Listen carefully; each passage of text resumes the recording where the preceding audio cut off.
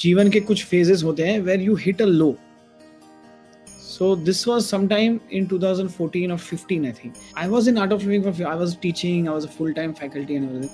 But suddenly, I don't know how and why, क्यों हुआ ये, ऐसे doubts आ गए ना जीवन में. हर चीज पे डाउट आने लगा. जिसको देखता था हर टेक्निक पे डाउट, खुद पे डाउट, गुरु के ऊपर doubt.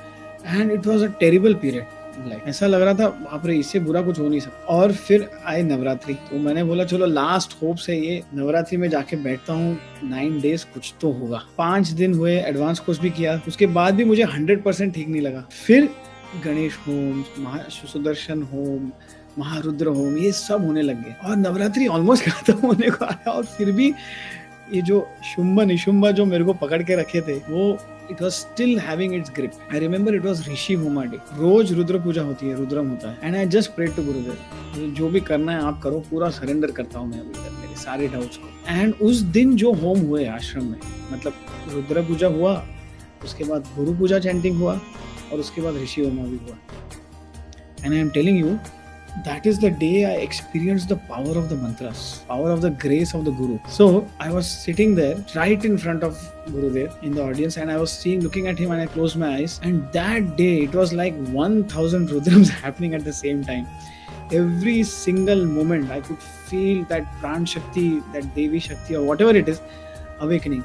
And I was just, tears were rolling down, I was crying and so much gratitude came for Guruji and for this whole being on this path. And that few moments completely changed my state of mind. पूरा revolutionize हो गया, completely rejuvenate हो गया. मैं बोलते हैं ना, गिरने का आभास होगा पर गिरने नहीं देंगे. गिरने का आभास मुझे हुआ था उस दिन, उस पीरियड में, लेकिन गिरने नहीं दिया. लेकिन हमारी तरफ से भी एक कदम लेना जरूरी है. गुरुदेव बोलते हैं ना, तुम एक कदम लो, I will take 99 steps. You have to take that one step and the Guru takes 99 steps for you. So I took that one step, only one step I had to take. 99 steps were taken by the divine. And then I will tell you one more very interesting story. In one of the Navratris, तो ये तमिलनाडु में कोई जगह है, तो वहाँ के जो 2 नाड़ी पढ़ने वाले लोग बैंगलोर आश्रम आए थे और उन्होंने कुछ 2-3 हज़ार साल पहले लिखी हुई नाड़ी पढ़ी.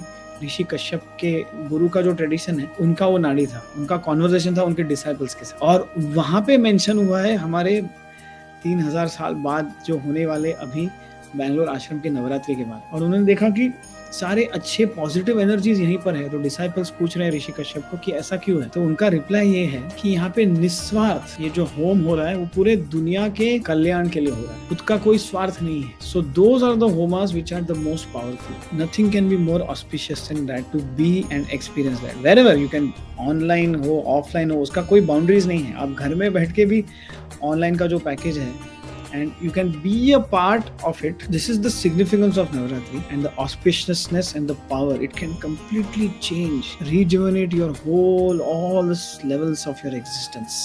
हमको आइडिया भी नहीं है कि क्या हो रहा है वहाँ पर. अगर आप ये सुन रहे हो, know that you are already blessed. So make the most out of it. How to be a part of it? First of all, attend, meditate through the chantings and offer sankalpa. Any sankalpa that is there in your mind for yourself or anything. गुरुदेव को एक बार पूछा था संकल्प को मजबूत कैसे करें. गुरुदेव बोले समर्पण से. तो संकल्प लेके उसको जब छोड़ते हैं हम तो वो और मजबूत हो जाता है, उसको पकड़ के नहीं रखते. तो whenever you offer take a sankalpa in a home, in a puja, that sankalp becomes more powerful because you are offering to the highest, and then you become a part of such a big yajna. हमारी शुद्धि होती है, ऊपर से हमारे धन की भी शुद्धि होती है. बिकॉज इतने सारे लोग, करोड़ों लोगों को इतनी पॉजिटिविटी एनर्जी जो क्रिएट कर रहा है जो यज्ञ, उसमें हम एक छोटा सा भाग बन जाते हैं.